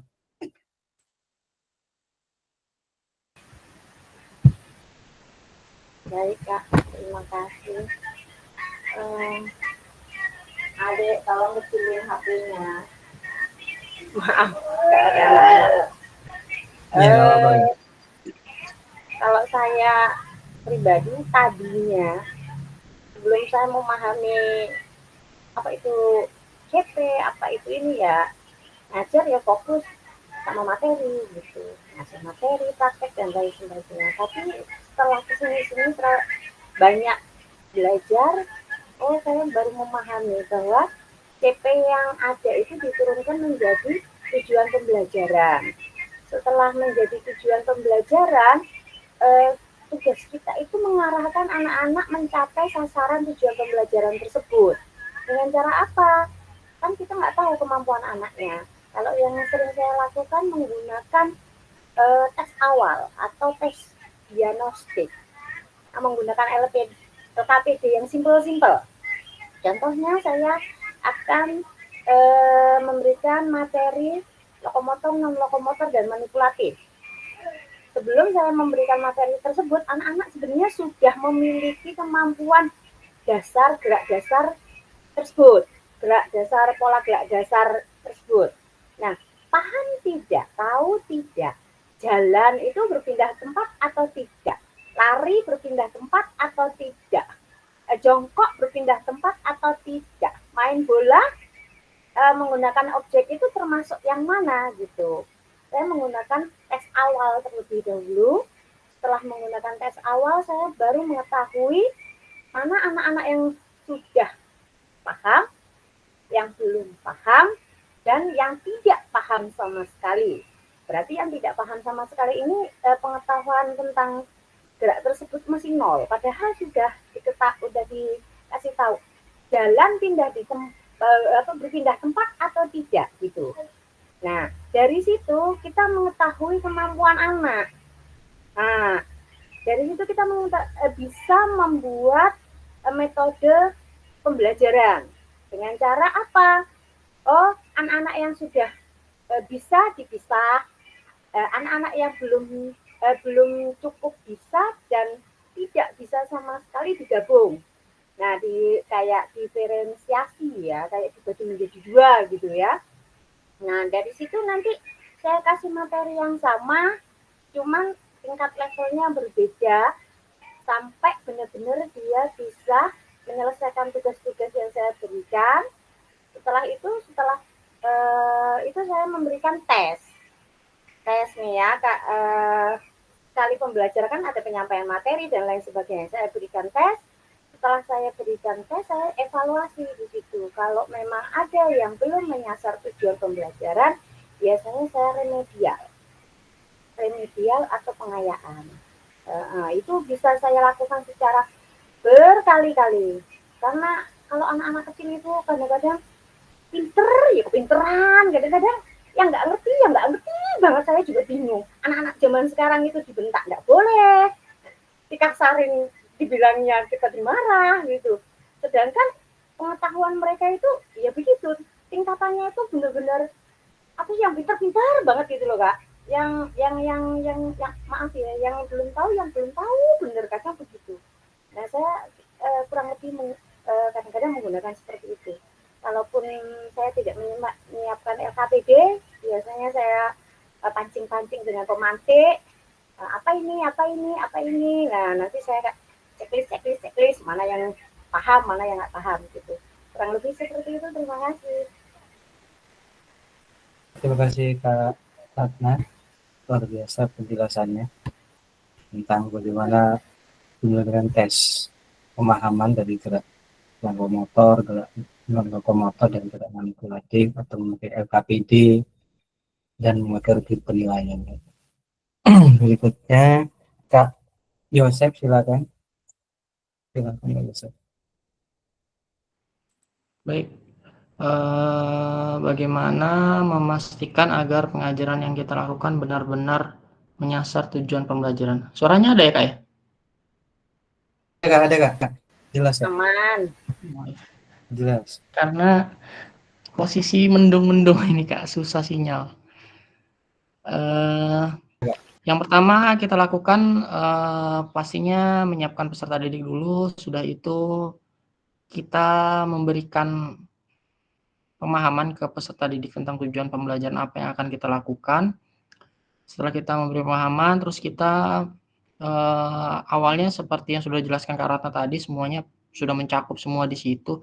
Jadi kita mengidentifikasi terlebih dahulu peserta didik kita tentang tujuan pembelajaran yang kita lakukan, baru kita lakukan pembelajaran. Nah, di situ barusan kita tahu dengan tes awal tadi ada asesmen awal pembelajaran, ada diagnostik dan non diagnostik. Jadi kita tinggal mengetahui bagaimana karakter peserta didik yang akan kita ajar. Ada yang sudah mampu, misalnya kita mau melakukan permainan basket, jadi anak-anak misalnya passing, kita tahu anak-anak yang sudah bisa passing, terus anak-anak yang belum bisa passing, dan yang sama sekali nggak ngerti kita pisahkan. Setelah itu baru kita kasih materi ke anak-anak tentang pembelajaran bola basket, dengan tadi kalau misalnya anak-anak yang sudah bisa mungkin bisa membantu kawan-kawannya yang belum bisa melakukan passing. Setelah pembelajaran selesai, kita lakukan asesmen, setelah itu kita lakukan refleksi terhadap anak-anak, terhadap kita juga, diri kita sebagai pengajar juga melakukan refleksi. Setelah refleksi, barusan pembelajaran kita selesaikan. Mungkin itu dari saya, Kak. Terima kasih. Terima kasih Kak Yosef atas jawabannya. Berikutnya ke Jamaluddin Al-Hidayat. Silakan Kak Jamaluddin.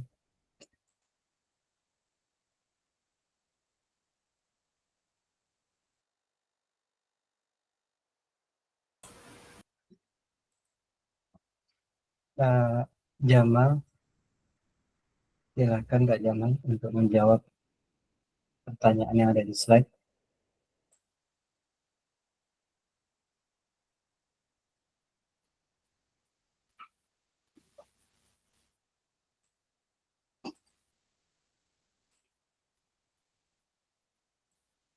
Kak Jamal, belum ada jawaban. Kak Saifuddin Akbar, silakan Kak Saifuddin Akbar. Baik Kak Rosi, kebetulan sekali baru-baru ini di SMP 11 di SMP saya itu mempunyai ring basket, Kak. Jadi ketika saya menyampaikan materi tentang permainan bola basket, sebelumnya untuk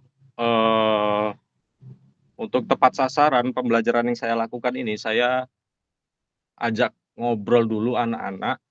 Ya, saya tanya kabarnya, saya tanya sudah sarapan apa belum, supaya mereka fokus ke saya gitu ya. Kemudian saya jelaskan sedikit tentang materi bola basket, dan saya beritahu mereka peralatan yang dibutuhkan itu apa saja, kemudian bentuk lapangannya seperti apa, ini namanya bola, ini namanya ring basket, itu namanya papan pantul, saya kasih tahu semua. Dengan begitu mereka bisa melihat langsung contoh yang saya berikan dan bisa melihat langsung alat-alat yang saya tunjuk. Kemudian saya praktikan seperti caranya menggiring bola, bola dipantul-pantulkan, bolanya tidak boleh dipukul tetapi ditekan ataupun didorong ke lantai gitu ya. Dengan begitu mereka melihat secara langsung, dan ya itu menurut saya salah satu contoh yang baik supaya pembelajaran yang saya lakukan tepat sasaran.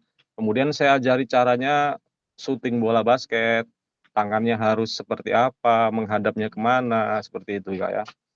Jadi kurang lebih saya ajak ngobrol dulu anak-anak supaya mereka siap, dan saya berikan contoh-contoh melakukannya. Kurang lebih seperti itu.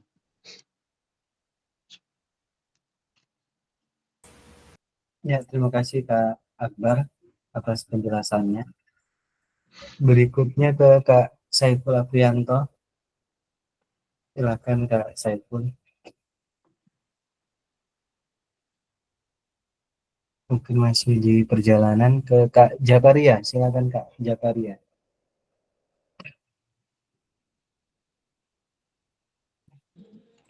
Suaranya habis, Pak. Lagi sakit. Oh iya tadi Kak ya lupa. Nggak bisa ngomong banyak Kak ya. Iya, Pak. Kak Jakaria, Kak Islah, silakan Kak Islah. Siap, siap. Assalamualaikum warahmatullahi wabarakatuh. Waalaikumsalam warahmatullahi wabarakatuh. Nah, ini saya akan menanggapi pertanyaan ini ya. Pertanyaannya yaitu bagaimana memastikan agar pengajaran yang kita lakukan benar-benar menyasar tujuan pembelajaran. Karena seringkali pengajaran langsung fokus pada materi atau aktivitas apa yang harus dilakukan murid. Nah, dari pertanyaan ini yang saya ambil kesimpulan yaitu apa yang kita lakukan ya, sebelum kita itu melakukan pembelajaran atau menyampaikan materi. Nah, yang pertama yang saya lakukan yaitu saya melihat mau materi apa yang mau kita sampaikan, terus setelah itu kita periksa sarana prasarananya lengkap atau tidak.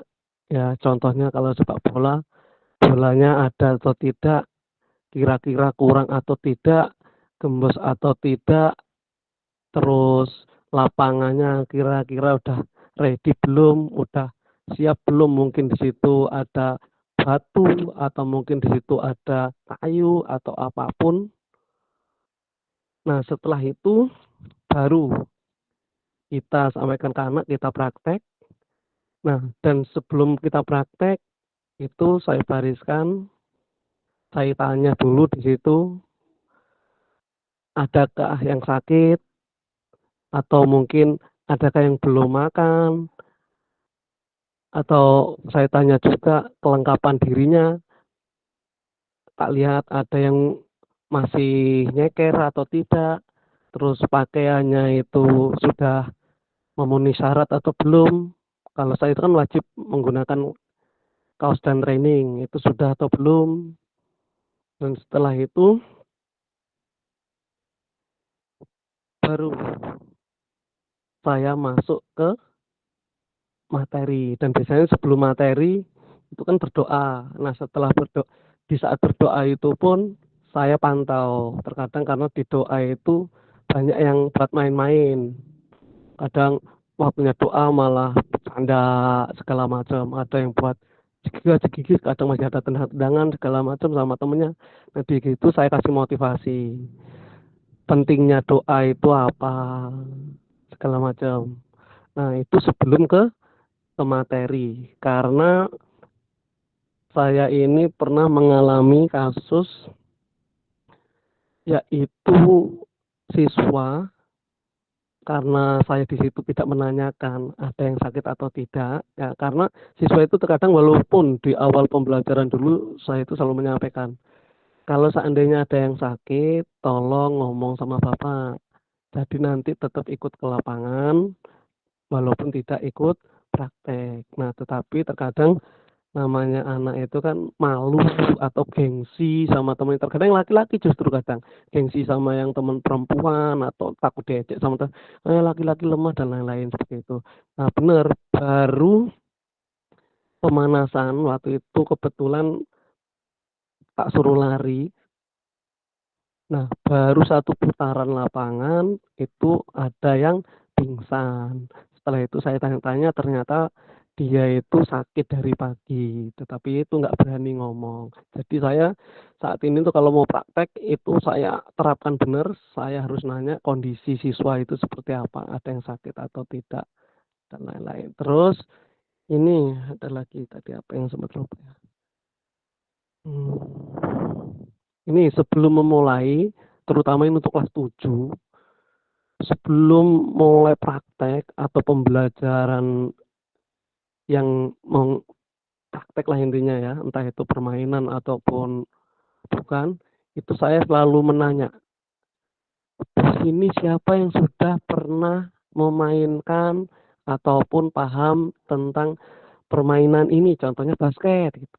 Karena di kelas 7 itu yang notabene mereka itu dari SD, sedang dan SD sekitar sekolah kami ini baru mungkin 20% yang ada guru olahraganya. Jadi itu rata-rata mereka itu tidak ada yang paham tentang permainan-permainan umumnya yang kita pelajari di sekolah. Paling mereka tahunya itu poli aja tahu cuma sekedar melihat gitu, nggak tahu yang peraturan segala macam. Terus mungkin sepak bola ya tahunya cuma nendang segini segala macam. Jadi situ saya tanya seberapa paham, seberapa tahu, dan udah pernah main atau belum, seperti itu. Apalagi untuk yang materi-materi atletik itu hampir semua siswa itu belum pernah, itu terkhusus untuk yang kelas 7. Karena di daerah kami sini untuk SD itu jarang guru olahraga, rata-rata guru olahraga itu guru sampingan yang mereka itu mungkin dalam pengajarannya itu kurang tertata lah, atau mungkin setahunya mereka gitu. Mungkin cukup itu, dan setelah itu ya mungkin baru main atau ya melakukan praktek-praktek atau menyampaikan materi lebih mendalam lagi. Ya sebenarnya untuk yang terakhir ini tadi itu mirip dengan yang disampaikan Bu Ratna atau Pak Yosep ya. Sebenarnya itu melakukan tes awal, tapi kalau saya itu tidak tes, tapi langsung saya tanya, ada seberapa paham materi atau olahraga yang mau kita pelajari ini. Mungkin cukup itu aja, kalau terlalu kelamaan, mohon maaf. Terima kasih. Ya, terima kasih Kak Islah atas jawabannya. Kak Wawan, kawan Saputra. Kak Wawan ini hadir, tapi belum ada suaranya.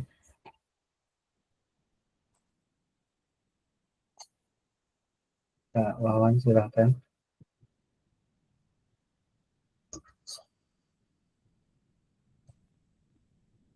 Belum di kolom chat juga. Dan Kak Wawan juga belum menjawab menanggapi yang soal sebelumnya. Silakan Kak Wawan. Kalau Kak Saiful masih di perjalanan ya. Kak Saiful masih di perjalanan. Kak Wawan, ada Kak Wawan?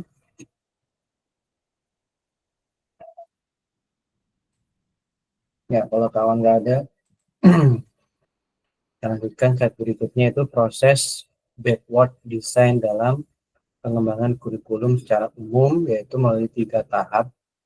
Di bawah ini, pertama mengidentifikasi capaian pembelajaran, kedua menentukan metode penilaian, ketiga merencanakan pengalaman belajar dan strategi pembelajaran. Pesan kunci backward design merupakan proses sistematis yang memastikan kesesuaian kurikulum dengan capaian pembelajaran yang diinginkan. Backward design juga pada akhirnya membantu guru menyelaraskan antara tujuan, TP, langkah pembelajaran, dan penilaiannya. Tugas kedua, penyusunan program PJOK. Kurikulum berbasis standar, manakah yang benar definisi di bawah ini? Kurikulum merupakan seperangkat aktivitas untuk menguasai keterampilan. Buku teks peserta didik dapat dikatakan adalah suatu kurikulum. Kurikulum adalah suatu standar untuk mengetahui apa yang peserta didik harus pelajari meliputi keterampilan, pengetahuan, dan sikap. Yang benar yaitu di sini adalah yang ketiga, yaitu kurikulum adalah suatu standar untuk mengetahui apa yang peserta didik harus mempelajari meliputi keterampilan, praktek, pengetahuan, dan sikap. Keterampilan ini masuk psikomotor, pengetahuan kognitif, sikap ini afektif, di mana kognitifnya, afektifnya, dan psikomotor. Komponen kurikulum pada satuan pendidikan pelaksanaan kurikulum merdeka, yaitu ada 5. Pertama, struktur kurikulum, setelah itu baru ke capaian pembelajaran CP, yang ketiga itu pembelajaran dan asesmen, berikutnya penggunaan perangkat ajar, yang terakhir kurikulum satuan pendidikan. sumber dari Menteri Pendidikan, Kebudayaan Riset dan Teknologi bahwa komponen kurikulum satuan pendidikan dikembangkan dan digunakan di satuan pendidikan terdiri dari karakteristik satuan pendidikan, visi misi dan tujuan satuan pendidikan, pengorganisasian pembelajaran dan perencanaan pembelajaran. Mengapa kurikulum operasional berbeda antar satuan pendidikan? Agar bermakna kurikulum operasional satuan pendidikan dikembangkan sesuai dengan konteks dan kebutuhan peserta didik dan satuan pendidikannya. Ini bisa menjadi kabar gembira karena semua bagi kita untuk menyusun program yang relevan dengan kultur gerak di mana peserta didik tinggal. Mari berbagi cerita pada saat Bapak Ibu menyusun kurikulum PJOK. Pertama, bagaimana Bapak dan Ibu sama ini merancang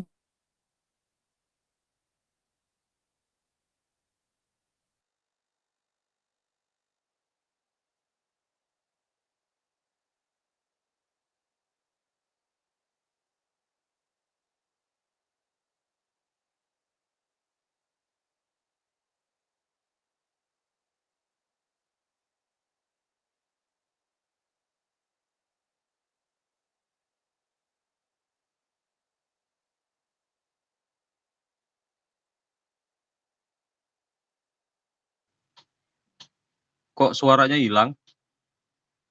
Yang lain? Sinyal mungkin. Apa Sinyal sih? Kak Ros. Iya, iya. Karena lagi hujan angin ini, angin kenceng.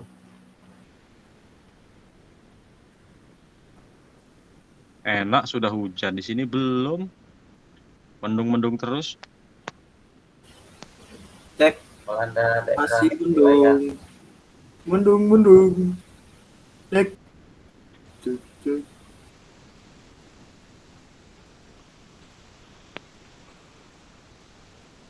Terpental sebenarnya itu Rosi. Cek.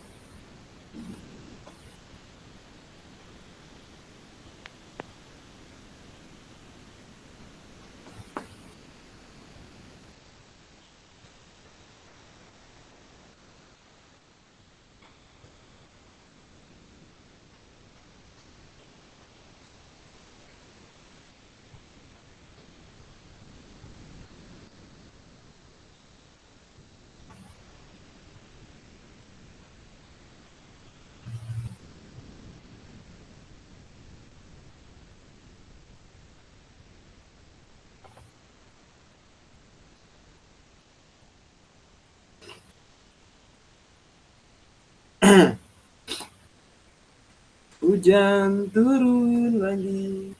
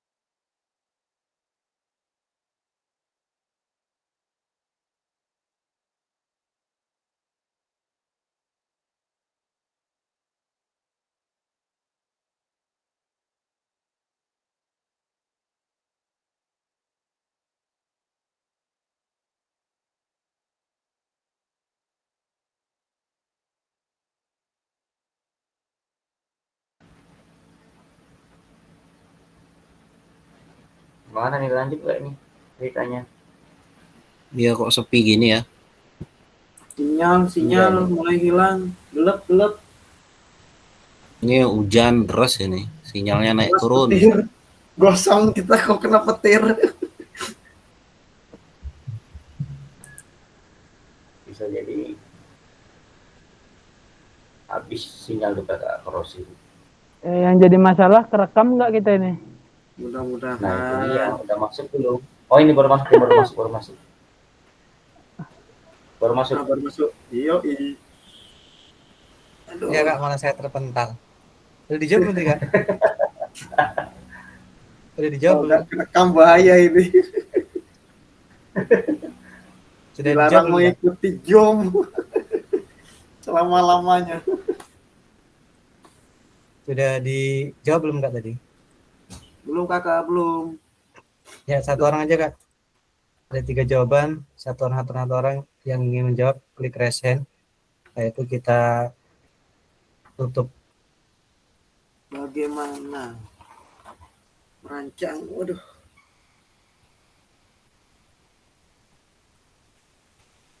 Jadi satu orang klik raise hand.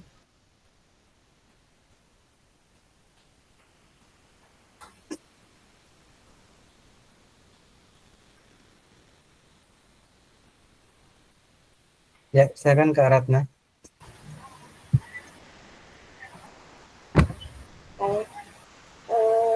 Selama ini saya merancang ini Program. modul kali ya. Modul Iya, Kak. kali. Modul PJOK ini sepertinya, bukan program saja. Saya merancang modul PJOK itu masih banyak mencontoh sih kalau saya, belum banyak mandiri karena CP-nya selalu ganti-ganti ya. Kurikulum baru CP udah ganti. Nah, saya nurutin yang terbaru saja, terus sedikit saya rubah-rubah ke materi saya, tujuan saya yang membuat. Saya Hujan tuh Bun. Baru menentukan tujuan baru. Sebentar. Ini rekod apa enggak? Ini Pak. Rekod ya? Rekod Kak. Iya itu rekod. Hilang lagi takutnya ya. Terus saya andai kata tujuan CP-nya terlalu tinggi, saya kecilkan di tujuan pembelajarannya dan saya modifikasi sesuai apa yang saya punya di sekolah. Aset yang saya punya di sekolah saya sesuaikan dan saya membuat modul tersebut. Seperti itu, terima kasih. Terima kasih Kak Ratna atas jawabannya. Ya, slide berikutnya klik raise hand perwakilan. Jangan Kak Ratna lagi. Setelah itu soal ketiga, setelah itu kita tutup pertemuan yang hari ini di modul 1.5 pengembangan kurikulum PJOK. Satu orang lagi selain Kak Ratna. Ya Kak Yosep, silakan Kak Yosep. Baik Kak, apa saja yang selama ini kita anggap menjadi sesuatu yang bernilai untuk dipelajari murid di pelajaran PJOK?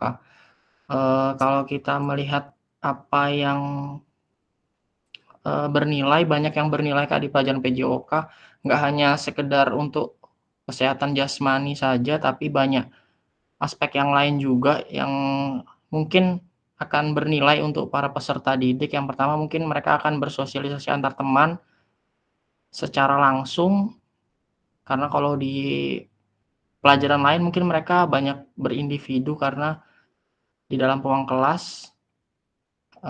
Kalau di PJOK kan banyak di lapangan, mungkin mereka bisa berinteraksi antar peserta didik, jadi aspek sosialnya juga dapat. Setelah itu juga kedisiplinannya juga dapat. Sudah itu juga nilai saling menghargai sesama teman juga bisa dari sana gitu Kak. Mungkin itu Kak. Terima kasih.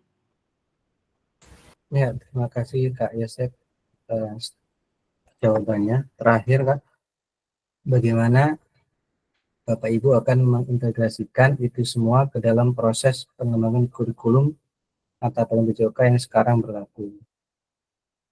Silakan selain Kak Ratna dan Kak Yosef, pertanyaan terakhir, setelah itu kita tutup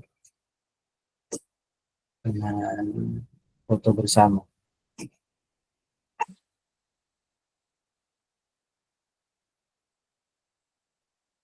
Kak Hikman ya, silakan Kak Hikman.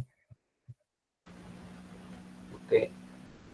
Di sini bagaimana Bapak dan Ibu akan mengintegrasikan itu semua ke dalam proses pengembangan kurikulum mata pelajaran PJOK yang sekarang berlaku. Mungkin itu berkesinambungan dari jawaban dari 1 dan 2 oleh Kak Ratna dan Kak Yosef. Ya, kalau untuk pembelajaran PJOK ya bisa dikembangkan tidak hanya di sekolah saja Kak ya. Untuk pengembangan kurikulum ini, pelajaran ini bisa dilakukan juga di luar sekolah pun bisa kita kembangkan lagi, khususnya di PJOK, tidak hanya di dalam lingkungan sekolah saja, apalagi ke sosial, emosional dan sosial tadi. Setelah yang dipelajari di sekolah yang baik-baik, terutama dari disiplin atau tata bicara, dari tutur bahasa, itu kan bisa digunakan di luar sekolah atau di lingkungan masyarakat tentunya. Karena kan sekarang ini anak-anak atau peserta didik kadang berbicara itu banyak yang tidak pas itu kata bahasanya kadang juga itu dibawa-bawa dari rumah dibawa ke sekolah. Tentunya kita sebagai pendidik kadang mendengarnya telinga pun agak berdenging itu, berdengung itu kalau ada kata-kata yang ngomongnya yang bahasa-bahasa kata binatang atau apa keluar itu kan. Jadi di pembelajaran PJOK ini dalam pengembangan kurikulum ini ya kita lakukan di luar sekolah, jangan hanya di dalam sekolah saja tapi di luar sekolah dan bisa dilakukan untuk di masyarakat guna untuk kebaikan dari peserta didik itu sendiri tentunya. Itu saja Kak mungkin dari saya. Terima kasih. Ya, terima kasih Kak Hikman atas jawabannya. Terima kasih kakak semua, khususnya Kak Ratna, Kak Yosef, dan Kak Hikman yang sudah menjawab 3 pertanyaan terakhir. Ya, slide terakhir.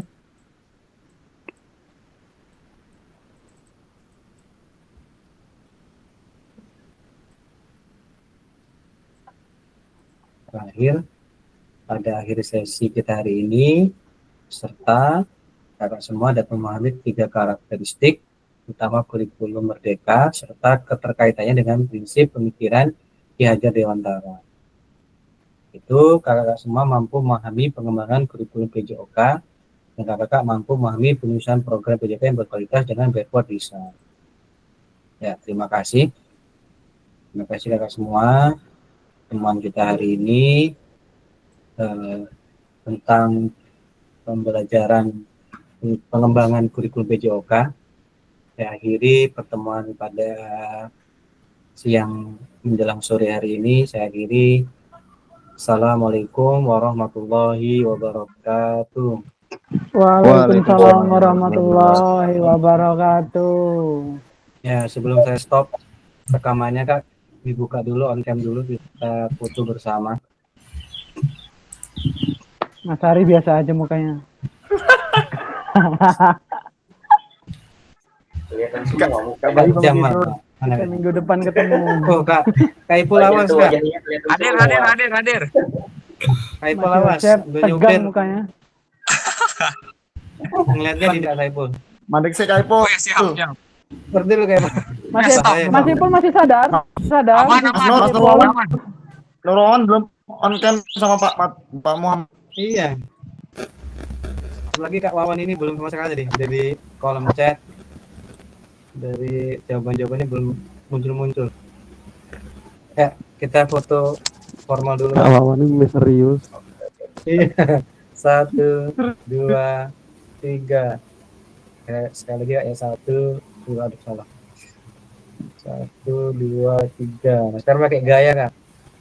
Kalau saya nggak bisa gaya Kak, karena kan yang screenshot.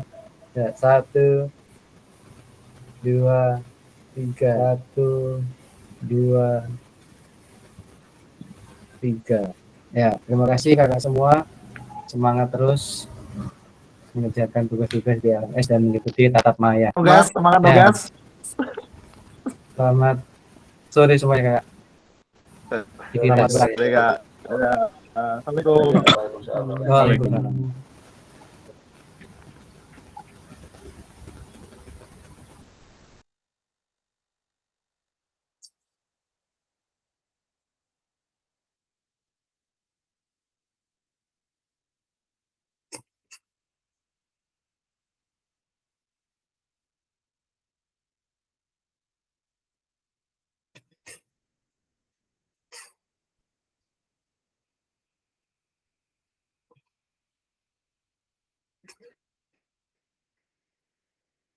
Kak Wawan masih belum ada juga ya?